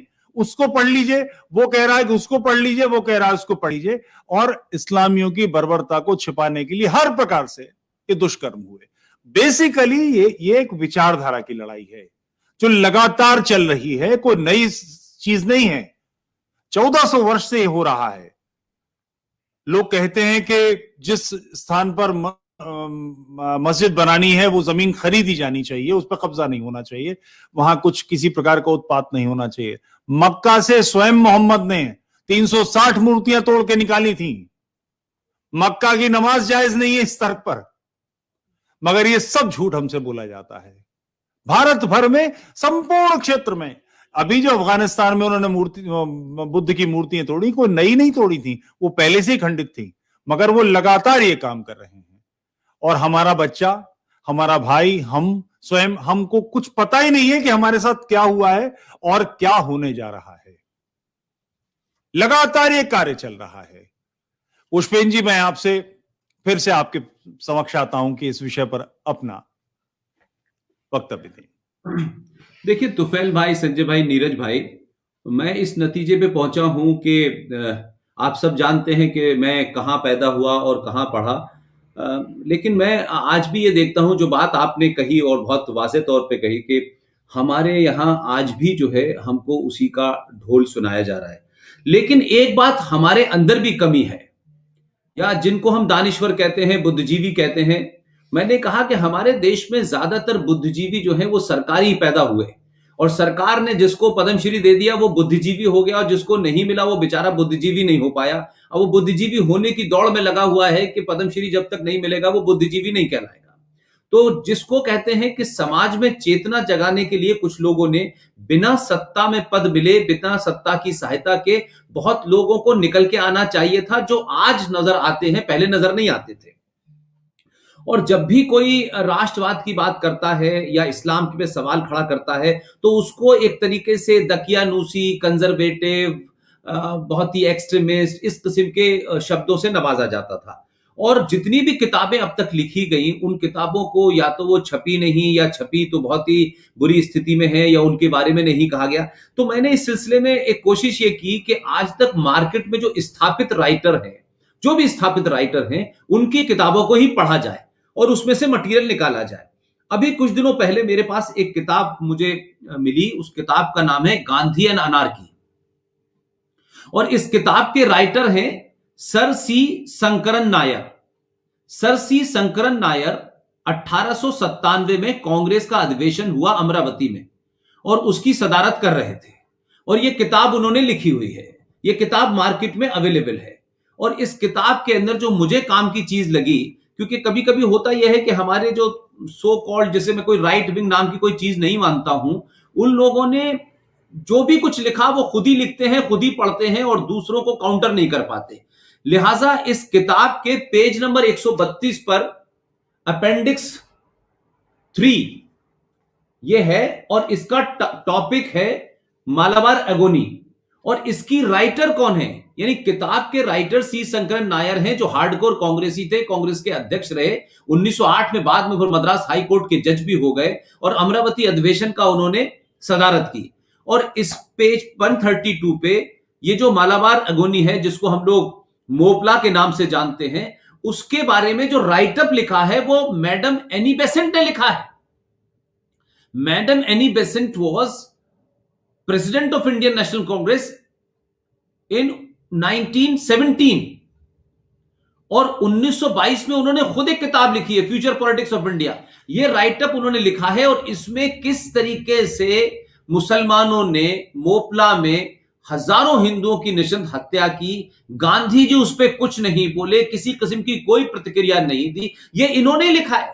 ये किसी आरएसएस और विश्व हिंदू परिषद के आदमी ने नहीं लिखा, ये 5 जन में नहीं छपा। तो मैंने ये सोचा कि इस किस्म की किताबें, जो इस समाज में स्थापित लोग थे और जो विपरीत पार्टियों में थे, लेकिन उनकी किताबों को भी हमने नहीं पढ़ा। इसी तरीके की एक किताब है जिसके बारे में हमारे यहाँ चर्चा बहुत कम हुई, और एक बहुत ही एलीट, जिसे कह सकते हैं सर्किल होगी, जहां कभी आए बगाए उनका नाम आया। और उनका मैंने आखिरी वो दौर देखा कि जब वो मंच पे बैठे हुए थे, और एक आप south Indian hero Girish Karnad नाम का एक आदमी था, उसने जिस बदतमीजी के साथ, जिन शब्दों के साथ उनको जलील किया, और उनकी किताब के विमोचन में वो आया, और वो शख्स मंच पे रोते रहे, और रोने के बाद उतरे, और उसके बाद फिर वो भारत से चले गए, और बाद में उनका देहांत हो गया। और आप देखिए कि हमारे यहाँ तो लोगों को सड़क छाप छोटे छोटे अवार्ड मिल जाते हैं तो उसकी चर्चा हो जाती है। और हम सब जानते हैं कि मैग्सेसे अवार्ड जो है वो फोर्ड फाउंडेशन देती है, और फोर्ड फाउंडेशन किस एजेंडे के तहत देती है, आज कई पत्रकारों को भी मिले हुए हैं और वो ज्ञान बांट रहे हैं। लेकिन आप इस शख्स को देखिए, मैं जब इस किताब को पढ़ता हूं तो बार बार सोचता हूं कि हमारे बीच में भी ऐसे लोग थे जो बहुत कुछ लिख के गए, लेकिन हमने उनको भुला दिया, उनको ग्लोरीफाई नहीं किया, उनको मेन उस स्ट्रीम में लेके नहीं आए। उसमें सबसे बड़ा नाम है विद्याधर सूरज प्रसाद नायपॉल, जिसे हम वीएस नायपॉल के नाम से जानते हैं। वीएस नायपॉल साहब की एक किताब है, और आप देखिए कि इनको 1971 में बुकर प्राइज मिला, और 2001 में वुंडेड सिविलाइजेशन, ये भारत के बारे में, विजयनगर की सिविलाइजेशन के बारे में लिख रहे हैं कि सड़कों पे सोना पड़ा होता था, सोने जैसी सड़कें थी। उस शख्स को 2001 में इस किताब के लिए नोबेल प्राइज मिला, लेकिन इसके नोबेल प्राइज की ज्यादा चर्चा नहीं होती है। और जो वो बड़े बड़े इकोनॉमिक्स होते हैं जेएनयू को निकले, उनके अवार्ड की बहुत ज्यादा चिंता होती है। तो हमारे यहां भी बहुत किताबें थी और बहुत सारे नैरेटिव थे, लेकिन हमने पढ़ा नहीं। इसी तरीके से मैं आधुनिक दौर में एक बात का जिक्र इसलिए करना चाहता हूं कि ये बात अक्सर बार बार आती है। आप देखिए कि एक ताजी घटना बताता हूं मैं, कुछ 10, 20, 25 साल पुरानी। आप देखें 1984 में इंदिरा गांधी की हत्या हुई थी, हम सब जानते हैं। और उनकी हत्या में कौन लोग शामिल थे, किस तरीके से वो नैरेटिव क्रिएट किया गया, कैसे 3 मूर्ति के अंदर यह हुआ कि साहब इसको यह दिखाना है कि भारत की सबसे बड़ी हिंदू लीडर की हत्या हो गई है, लिहाजा हिंदुओं में बड़ा रोष है। और आप सोचिए कि इस बात को छुपा दिया गया। मैं कई ऐसे पंजाब में, जब मैं पाकिस्तान के बीच में मेरा आना जाना बहुत था, तो मैं अमृतसर से तब जगह जाता था, लोगों ने बताया कि साहब हमको हिंदुओं ने नहीं मारा, आरएसएस का कोई रोल नहीं है, हिंदुओं के कोई उस हत्या में लेना देना नहीं है, हो सकता है इक्का दुक्का हो। उसमें बहुत लोगों ने कहा कि ज्यादातर जो लोग मास्क लगा करके आए थे सब बातचीत में मुसलमान थे और सब ये बल्ली मारान टाइप के और सीमापुरी जगह के मुसलमान गए थे। तो 84 के उस पहले मैसेकर को हमने किस तरह ट्विस्ट करके दंगा कर दिया। हर आदमी बोलचाल में कहता है सिख विरोधी दंगे, दंगे 2 लोगों के बीच में होते हैं और मैसेकर एक तरफा होता है।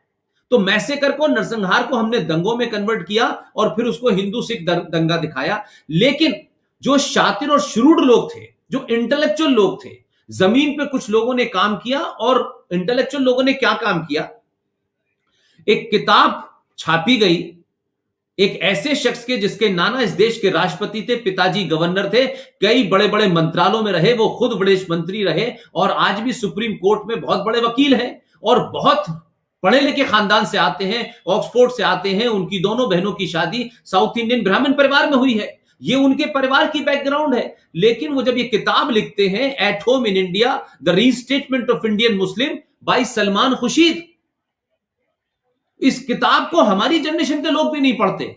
इस किताब के पेज नंबर 144 पर उन्होंने जिस शातिर तरीके से, जिस बारीकी से इस पूरी बात को एकदम खारिज कर दिया कि इस तरफ ध्यान ही ना जाए लोगों का कि इन सिखों की हत्या में, मास मर्डर में मुसलमानों का क्या रोल था और किस तरीके से उन्होंने इस 2 बड़ी कौमों के बीच में, एक ही परिवार के बीच में खाई को बड़ा किया। उन्होंने 144 पेज नंबर पर लिखा है कि जिस वक्त भारत में 1984 के अंदर जब सिखों को हिंदू मार रहे थे, कत्ल कर रहे थे, ये इन्फेसिस किया है जानबूझ के कि एक इंटेलेक्चुअल नैरेटिव बने कि हिंदू ही मार रहे थे। किसको पता था? क्या सलमान खुर्शीद देखने गए थे? क्या गली गली में पता था कि कहां कहां मारा गया? आपने लिखा कि जब हिंदू सिखों को मार रहे थे उस वक्त भारत का मुसलमान बहुत ज्यादा संतुष्ट था, सेटिस्फाई था, मुतमईन था। और उसके मुतमईन और सेटिस्फाई और संतुष्ट होने का कारण यह था कि वो इस बात से खुश था कि इन्हीं सिखों और हिंदुओं ने 1947 में मुसलमानों को मारा था। अब ये इंटेलेक्चुअल नैरेटिव है। अब आप गाते रहिए, बताते रहिए कि सिखों का नरसंहार में मुसलमानों का बहुत बड़ा रोल था, जिसको छुपाया गया क्योंकि आपका एजेंडा दूसरा था कि देखिए साहब, हिंदुओं की जो बहुत बड़ी देवी थी उसको मारा है, लिहाजा हिंदुओं ने बदला लिया है। तो सिखों के बीच में आपने लड़ाई की और फिर उसी नैरेटिव को आप 84 की घटना हुई और 84 पे इंदिरा गांधी की लाश पे फिर राजीव गांधी प्रधानमंत्री बने और 90 के बाद आप देखिए 1991 में क्या हुआ और 92 में क्या हुआ और 93 और 95 में क्या हुआ।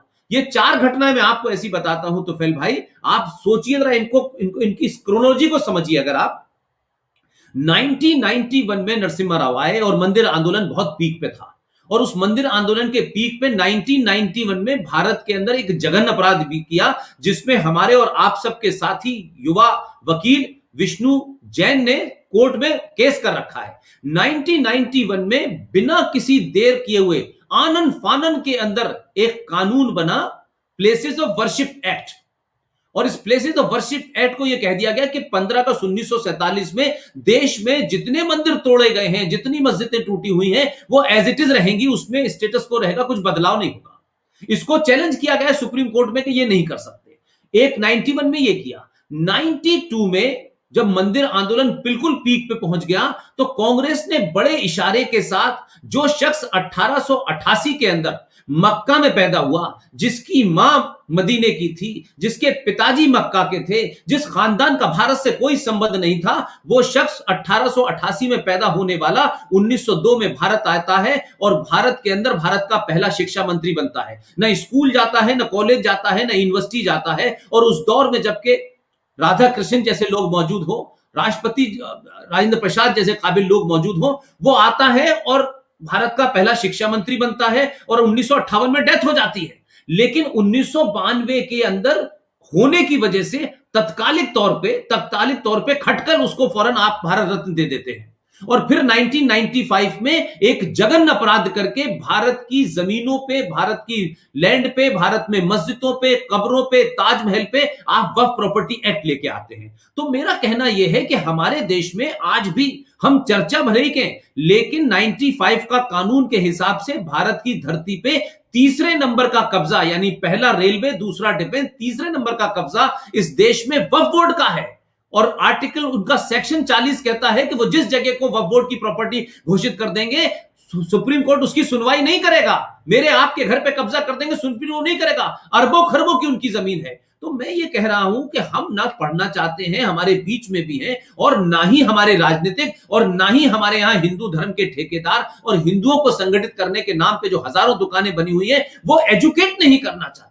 वो खुद चाहते हैं कि आप इस्लाम की बर्बरता से लड़े ना, उसको चुनौती न दें, उसके साथ समझौता करने का रास्ता निकालें कि कैसे हम उनसे समझौता करें। लिहाजा जो बर्बर होकर धर्म छोड़ के मजहब में चला गया है, उसे घर वापसी में लाने के लिए आप अपनी पुश्तें लगा दें, उस पर काम न करें। कि जो आपसे दूर है, वो दलित है, वो ओबीसी है, वो पिछड़ा है, उनको अपने साथ खड़ा करें। इसलिए भारत में जितनी भी मार्शल रेसें थी, उन सबको अलग किया गया। जाटों को आरक्षण दे दो, अलग किया गया। मराठों को आरक्षण दे दो, अलग किया गया। दलितों को आरक्षण, ये एक एजेंडे के तहत किया गया ताकि हिंदू समाज का जो टोटल परिवार है, उसे बचाने वाली मार्शल रेसें थी, उनको रिजर्वेशन के नाम पे आपके खिलाफ खड़ा कर दिया गया। मेरा ये मानना है।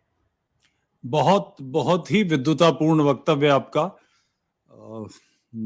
आज का सत्र वाकई बहुत आय ओपनर रहेगा बहुत लोगों के लिए। नीरज अत्री जी, मैं आपसे प्रार्थना करूंगा आप अपना विषय रखें और इसका ध्यान रखें कि थोड़ा समय अब कम है हमारे पास। जी, मैं एक और एग्जांपल शेयर करना चाहता हूं कि किस तरह से जो ये इस्लामिक बर्बरता थी उसे कैसे न्यूट्रलाइज करके या सामान्यकरण किया जा रहा है। इसके लिए मैं एक बार फिर आपके साथ शेयर कर रहा हूं।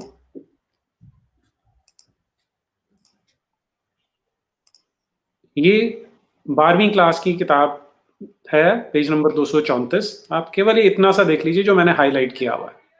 सभी मुगल बादशाहों ने उपासना स्थलों के निर्माण व रख रखाव के लिए अनुदान दिए। यहां तक कि युद्ध के दौरान जब मंदिरों को नष्ट कर दिया जाता था, तो बाद में उनकी मरम्मत के लिए अनुदान जारी किए जाते थे। ऐसा हमें शाहजहां और औरंगजेब के शासन में पता चलता है। अभी इतने छोटे से पैराग्राफ में आप उनकी स्मार्टनेस देखेंगे तो पहली चीज, उन्होंने मंदिरों को उपासना स्थल बोल दिया कि एक कम्युनिटी विशेष के बारे में पता ना चल सके। फिर दूसरी चीज, यहाँ पे युद्ध के दौरान के जो मंदिर तोड़े जाते थे वो युद्ध के दौरान टूटते थे, तो इसलिए युद्ध पे तो आप इल्जाम लगा सकते हैं, लेकिन आप किसी एक विचारधारा पे इल्जाम नहीं लगाएंगे। और अगर युद्ध के दौरान टूट भी जाते थे, फिर भी उनकी मरम्मत के लिए अनुदान दे देते थे, और ये शाहजहां और औरंगजेब जैसे लोग भी देते थे। तो बाकी तो बेचारे बहुत ही सीधे साधे थे, तो वो तो दे ही देंगे। इस तरह से किया जा रहा है।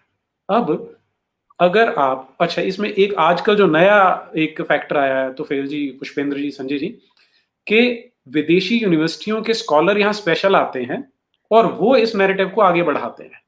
और लेटेस्ट एग्जांपल है एक लेडी का जो कोलंबिया यूनिवर्सिटी से आती है, यहाँ पर अपने आप को हिस्टोरियन कहती है, दिल्ली में आई, जो द हिंदू अखबार है उसने उसका सेमिनार करवाया यहाँ पर, और उसमें वो क्या बोलती है, वो एक और हिस्टोरियन का एग्जाम्पल देती है कि उनका कहना है कि औरंगजेब ने अपने पूरे शासनकाल में केवल 12 मंदिर टूटे थे, लेकिन मैं बहुत दयावान हूं तो मैंने इसको रीअसेस किया, तो मैं उसको 15 मंदिर मानती हूँ कि उसके राज्यकाल में 15 मंदिर टूटे थे।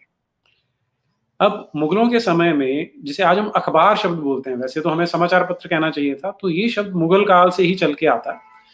उस समय उन्होंने एक सिस्टम बना रखा था कि हर प्रोविंस में से हर हफ्ते बाद वाक्यानवीस हुआ करते थे उनके।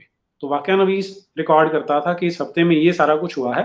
उसको एक बांस की बनी नाली होती थी, उसके अंदर डाल के फिर एक घुड़सवार चलता था और वो राजधानी तक पहुंचाता था। तो ये सारे राजधानी में इकट्ठे किए जाते थे, फिर उसकी एक अखबार बनाई जाती थी।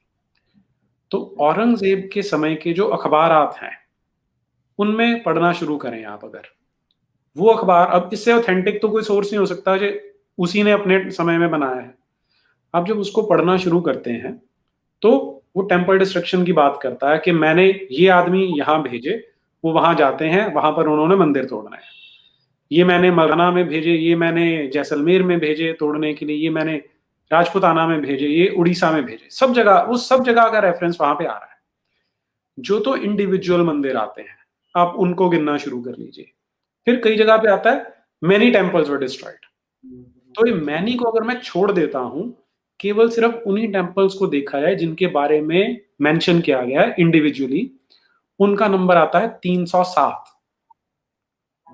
और मैनी टेम्पल्स अभी हम इसमें नहीं मिला रहे हैं। और इतनी बड़ी आपके सामने प्रत्यक्ष प्रमाण होते हुए, अब उसके अपने अखबारात होते हुए, हमारी एनसीईआरटी तो ये काम कर ही रही है, विदेशी यूनिवर्सिटियों के प्रोफेसर यहाँ आके इस तरह का झूठा नैरेटिव क्रिएट कर रहे हैं। और मैं अभी केवल औरंगजेब की बात कर रहा हूं, बाकियों ने जो तोड़े हैं वो तो अलग हैं। तो ये जो कुचक्र, या ये जो हम इसको क्या कहें, मतलब कभी कभी मैं पहले यही सोचा करता था कि इन लोगों को झूठ बोलते समय क्या शर्म नहीं आती? शीशे में जब अपना चेहरा देखते होंगे तो क्या देखते होंगे ये? लेकिन मुझे लगता है कि ये उस स्टेज से तो काफी आगे निकल चुके हैं। और ये नैरेटिव जो इस तरह का चल रहा है कि बिल्कुल इस्लाम की जो बर्बरता है उसे छिपा दिया जाता है। इसमें एक दूसरा फैक्टर जो इसमें मैं ऐड करना चाहता था कि जिजिया के बारे में। अब जिजिया सबसे पहली बार लगा जब सिंध में इन्होंने हमला किया, मोहम्मद बिन कासिम ने, तब पहली बार। हालांकि उसे खलीफा लिख के भेजता है कि तुम वहां पर इनको अपना रिलीजन फॉलो करने दो, तो वो जिजिया लगाता है। उसके बाद जितना सल्तनत पीरियड है उसमें लगता है, और सारे गर्व से बताते हैं। जो फिरोज तुगलक है, उसकी किताब है फुतुहात फिरोज शाही, उसमें वो अपने आप गर्व से बता रहा है कि ये जो यहाँ पर हिंदू और मुसलमान दोनों जाते हैं मंदिरों में, क्योंकि वो बेचारे कुछ तलवार के दम पे या किसी तरह से उनको कन्वर्ट कर दिया था, तो एक्सटर्नली तो वो कन्वर्ट हो गए थे, लेकिन वो फिर भी मंदिरों में जाया करते थे। तो जैसे ही फिरोज तुगलक को पता लगता है कि इन्होंने मंदिर बना लिया है और वहां जा रहे हैं, तो हिंदू और मुसलमानों को दोनों को पीटा जाता था, मंदिर को तोड़ दिया जाता था, और फिर उसने जिजिया लगा दिया। और वो बड़ी गर्व से बता रहा है कि जैसे मैंने जिजिया लगाया है, हिंदू लाइन लगा, जो गरीब हिंदू वो लाइन लगा लगा के यहाँ पर मुसलमान बनने के लिए आ रहे हैं। एग्जैक्टली यही बात उसके बाद खिलजी बताता है, उसके बाद औरंगजेब बताता है। अब औरंगजेब के समय की एक जो घटना है मैं आपके साथ शेयर करना चाहता हूं। ये जब दक्षिण में, जब मराठों ने इसकी हालत खराब कर रखी थी, तो दक्षिण में जाता है, तो वहां पर एक शहर है जिसका नाम था ब्रह्मपुरी। तो ये उस पर कब्जा करते हैं और उसका नाम बदल के इस्लामपुरी रख दिया जाता है। तो इस्लामपुरी को अब इन्होंने, क्योंकि उस समय सिस्टम क्या था कि जो शहर थे वो दीवार, चारों ओर दीवार बनी होती, जिन्हें हम आजकल वॉल्ड सिटीज कहते हैं, तो वैसा वो शहर था। अब क्योंकि ये सेना लेके वहां पहुंचा हुआ था हमला करने के लिए, तो इन लोगों को रसद भी चाहिए होती थी, सब चीजें खाने पीने की रिक्वायर्ड होती थी। तो इसका अपना एक सिपह सलार था, वो इसकी चिट्ठी लिखता है कि अब ये जो शहर हमने बसाया, जिसे हम इस्लामपुरी बोल रहे हैं, वहां पर आबादी बड़ी कम है, तो लेकिन जो भीमा नदी है उसके पार जो हिंदू रह रहे हैं, अब अगर हम जिजिया हटा देते हैं तो यहाँ पर ये जो व्यापारी हैं वो आ जाएंगे, क्योंकि इनको रसद पानी की जरूरत पड़ने वाली है। तो इसलिए आपसे निवेदन ये है कि शहर को बसाने के लिए यहाँ से ये जो जिजिया है ये हटा दिया जाए। अब आप इसकी कल्पना करके देखिए कि वो यहाँ युद्ध के लिए पहुंचा है और उसके अपने लोग ये उसको कह रहे हैं कि आप इसको हटा दो। ये 1701 की बात है, जब वो लगभग 85 वर्ष का हो चुका है, क्योंकि उसका 1618 में जन्म हुआ था, 83 वर्ष का है। तो उसको उत्तर वो उसमें जवाब क्या देता है, I do not accept helpers from among the infidels, कि मैं कभी भी काफिरों की मदद नहीं लूंगा। जो तुम ये कह रहे हो कि जिजिया लगा के हम उनको यहाँ, जिजिया हटा के यहाँ ले आएंगे, तो मैं तुझे कुरान की आयत याद दिलाना चाहता हूँ, वही जो आयत हमने अभी थोड़ी देर पहले चर्चा की थी, 9वीं की 29वीं, कि कुरान का ये आदेश है, तो इसलिए मैं जिजिया नहीं हटाऊंगा। और उसके बाद उसकी शब्दावली देखिए, more despicable than sweepers is to create. वो कह रहा है कि मैं जमादार के साथ तो रजामंदी कर सकता हूं, लेकिन इनके साथ नहीं कर सकता। इस हद तक नफरत भरी थी इन लोगों के मन में। और हमें ये बताया जाता है कि ये लोग सेक्युलर थे, और स्पेशली मुगलों के बारे में तो स्पेशली चैप्टर में हमारे बच्चों को बताया जा रहा है कि वो तो सभी को अपनी प्रजा माना करते थे। तो इस तरह की बदमाशियां आप आज भी, और इसमें सबसे बड़ा दुख तब होता है जब हम ये बोलते हैं कि 6 वर्ष हो गए हैं कि हमारी, जिसे हम कहते हैं कि सरकार हमारी बात सुनने वाली है, इस तरह की सरकार है, उन्होंने भी नहीं किया है कुछ भी इसमें। तो क्योंकि समय कम बता रहे हैं तो फेल जी मैं इतना ही शेयर करना चाहता हूं अभी। तो फेल जी, यहाँ एक बड़ी महत्वपूर्ण किताब का नाम ऐड करता चलूं, पूज्य सीताराम गोयल जी की 2 पार्ट्स में किताब है, Hindu temples what happened to them. Islamic evidences हैं जो मुस्लिम बादशाहों ने, सूफियों ने, उनके सेनापतियों ने लिखा है, जो उन्होंने किया है, उन्हीं के आधार पर ये 2 खंडों में किताब है। अद्भुत किताब है। और वॉइस ऑफ इंडिया आप कहीं से सर्च करना चाहें तो आसानी से मिल जाएगी। वॉइस ऑफ इंडिया से इस किताब को पढ़ सकते हैं, ये नेट पे अवेलेबल है। बहुत गंभीर चर्चा हो रही है, बहुत ही अच्छा सत्र चल रहा है इसमें। और अधिक बात बढ़ाने के लिए मैं संजय दीक्षित जी से निवेदन कर रहा हूं। जी तुफैल जी, मैं अब चूंकि समय कम रह गया है, इसलिए मैं इसके जो अगला पड़ाव है उस पर आ जाता हूँ। और वो अगला पड़ाव ये है कि ये बात तो सुस्थापित हो गई और सुस्पष्ट हो गई कि किस प्रकार से इस्लामिक बर्बरियत का सामान्यीकरण किया गया है। अगला जो प्रश्न उठता है कि हमारा एक्शन प्लान क्या होना चाहिए। तो मैं, जो विद्वान जन यहाँ उपस्थित हैं, उन सबसे अनुरोध करूँगा, और जो हमारे दर्शक हमारे साथ इस समय जुड़े हुए हैं, इस समय लगभग 2200 दर्शक जुड़े हुए हैं इस समय भी, और बहुत सारे लोग और भी देखेंगे हज़ारों की संख्या में। मेरा अनुरोध ये है कि इस समय एक हमारे पास एक विंडो ऑफ अपॉर्चुनिटी है, और यदि हम उस विंडो ऑफ अपॉर्चुनिटी का फ़ायदा नहीं उठाएंगे, उसका उपयोग नहीं करेंगे, तो फिर पता नहीं ये विंडो ऑफ अपॉर्चुनिटी हमारे पास कितने दशकों बाद दोबारा आवे। और वो विंडो ऑफ अपॉर्चुनिटी है वो जो नई शिक्षा नीति बनी है, उसके अंतर्गत आपकी सारी टेक्स्ट बुक्स का लेखन दोबारा होना है।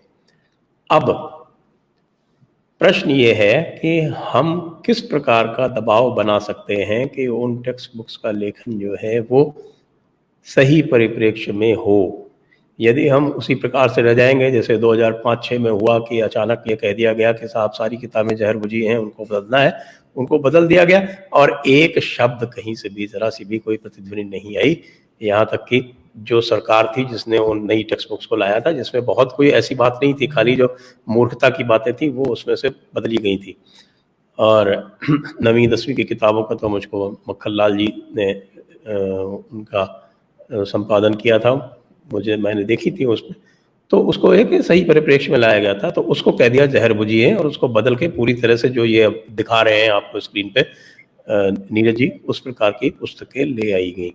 अब हमारे पास ये विंडो ऑफ अपॉर्चुनिटी है, अगले 2 साल में ये कार्य होगा, और इसलिए इस अगले 2 साल में हमें अत्यंत सचेत रहना है, विजिलेंट रहना है, और पूरी तरह से हमको ये प्रयास करना है कि ये सारा काम हमारी ब्यूरोक्रेसी मतलब मैं कह सकता हूँ ब्यूरोक्रेसी का पार्ट रहा हूँ मैं 35 साल, तो मैं जानता हूँ किस प्रकार से काम यहाँ होता है। यहाँ पे जो बिल्कुल जिसको बोलते हैं मिनिमम रेजिस्टेंस वाला जो मार्ग है वो अपनाया जाता है, हमें वो नहीं होने देना है।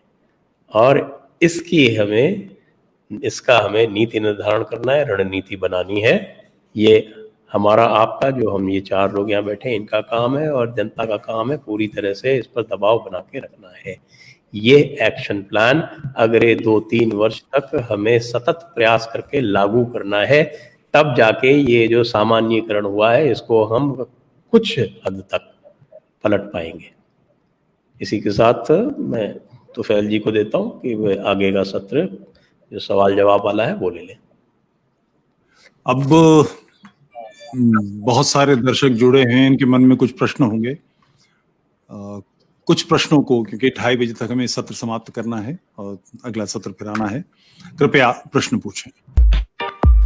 Press the bell icon on YouTube and don't miss another update.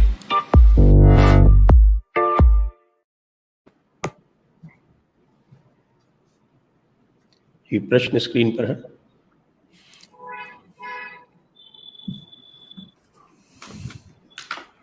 जी, आपका प्रश्न बिल्कुल ठीक है और ये निश्चित समझिए कि राजतंत्र जानता है, ब्यूरोक्रेसी जानती है, और कम से कम मैं मोदी जी के लिए कह सकता हूं, क्योंकि हम एक ही अखाड़े से ट्रेंड हुए लोग हैं, एक ही पाठशाला के पढ़े लोग हैं, दोनों ही संघ के ट्रेंड लोग हैं, दोनों जानते हैं।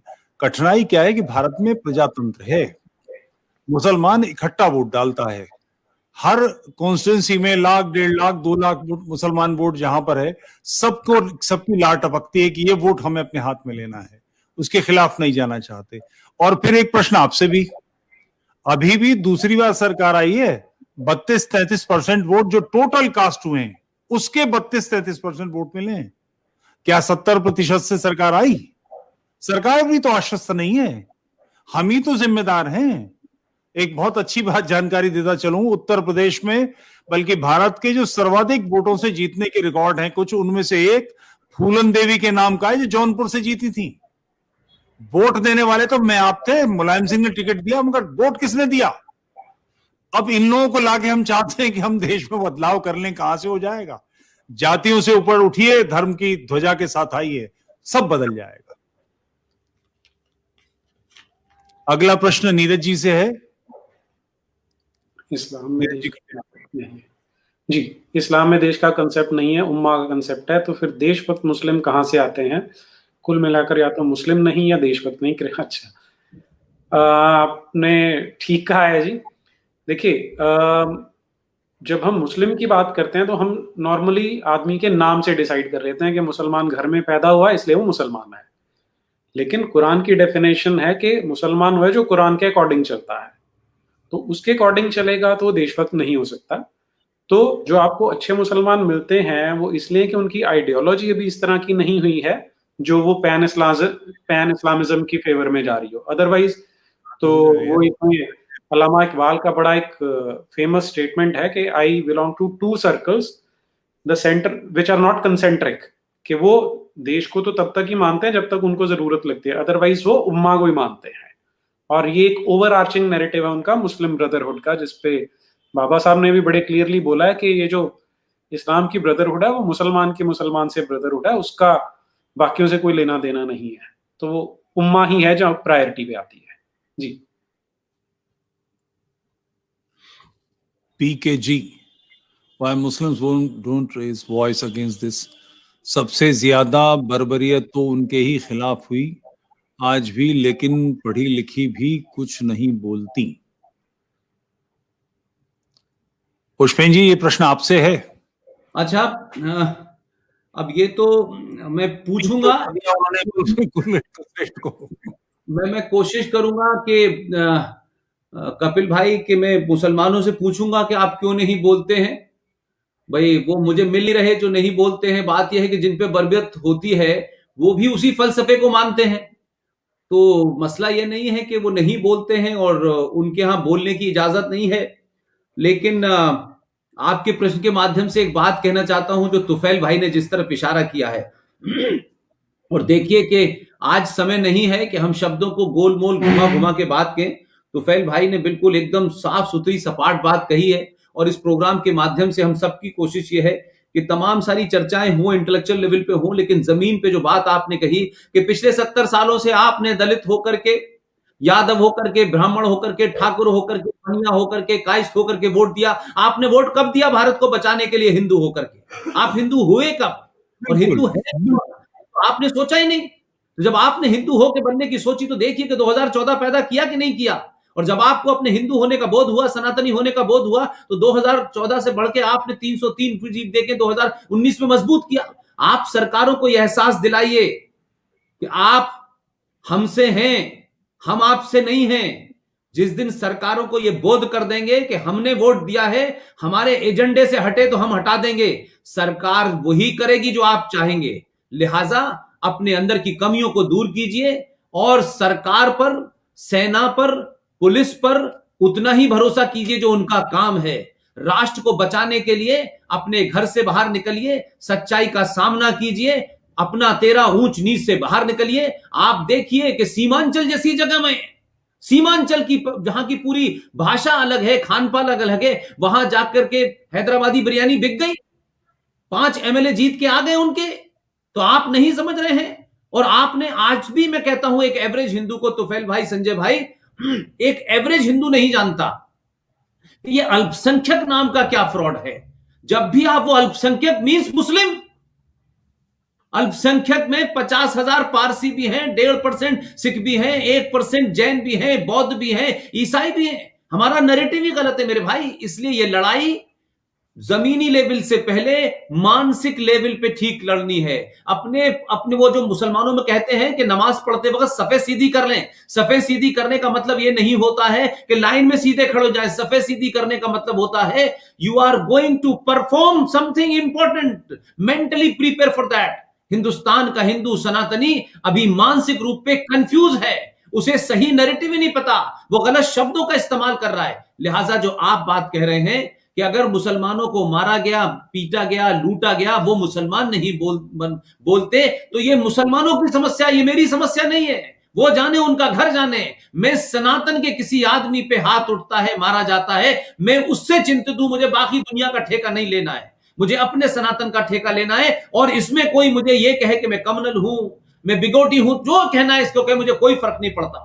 किसी के कहने से कोई फर्क नहीं पड़ता है। आप क्या हैं आपको मालूम होना चाहिए। तुफैल जी हैं, नीरज भाई हैं, संजय भाई हैं, अंकुर आर्या हैं, तमाम सारे लोग देश में प्रकल्प चला रहे हैं। उनसे जुड़ जाइए। जिसकी भाषा अच्छी लगे, जिसकी बोली अच्छी लगे, जिसका तर्क अच्छा लगे, उसको सुनिए, आगे बढ़ाइए। समय कम है, आप एक एक दिन गिन रहे हैं। हिंदूवादी सरकार बनाने से सरकार सब कुछ नहीं कर देगी जब तक आप हिंदू होने का परिचय नहीं देंगे। अगले प्रश्न से पहले मैं एक छोटा सा निवेदन करता चलूं। इस विचारधारा को समझने के लिए नेट से निशुल्क अंग्रेजी, हिंदी, उर्दू में डाउनलोड हो सकती है। अंडरस्टैंडिंग मोहम्मद डाउनलोड कीजिए, इस किताब को पढ़िए, नेट पर निशुल्क उपलब्ध है। अली सीना इसके लेखक हैं। आपको अंदाजा लगेगा कि ये क्या है। और संजय जी, ये प्रश्न अगला, do we have the political will to implement uniform, इसको मैं आपसे निवेदन करूंगा, आप लीजिए। आपकी आवाज नहीं। जी देखिए, भारत में समस्या कानूनों की नहीं है, कानून के इम्प्लीमेंटेशन की है, कानून को लागू करने की है। वरना एक व्यक्ति जो सबके सामने खुला बैठा हुआ है, उसके खिलाफ 65 वारंट है, जिसमें से 15 नॉन अवेलेबल है, और किसी की हिम्मत नहीं होती कि उसको जाके कुछ टच भी कर ले। और दूसरी तरफ एक समीत ठक्कर नाम का व्यक्ति है जो एक पोस्ट लिख देता है और उसको 20 दिन तक, 25 दिन तक अलग अलग तरीके से FIR लिख के उसकी बेल हो जाती है, तो दोबारा अरेस्ट कर करके उसको घुमाया जाता है। इसलिए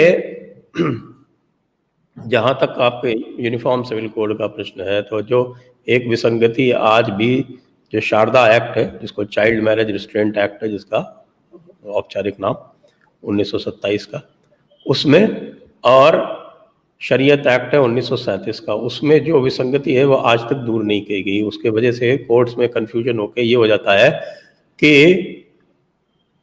कोई अगर मुसलमान लड़की की शादी हो जाती है तो उसमें तो मुल्ला का मुस्लिम लॉ लागू कर दिया जाता है और कहा जाता है कि भाई तो मुस्लिम लॉ के हिसाब से इसमें लिखा हुआ है कि नॉन ऑब्स्टेंटेड है, not with standing anything in any other law for the time being in force, ये लिखा हुआ है शरीयत एक्ट में।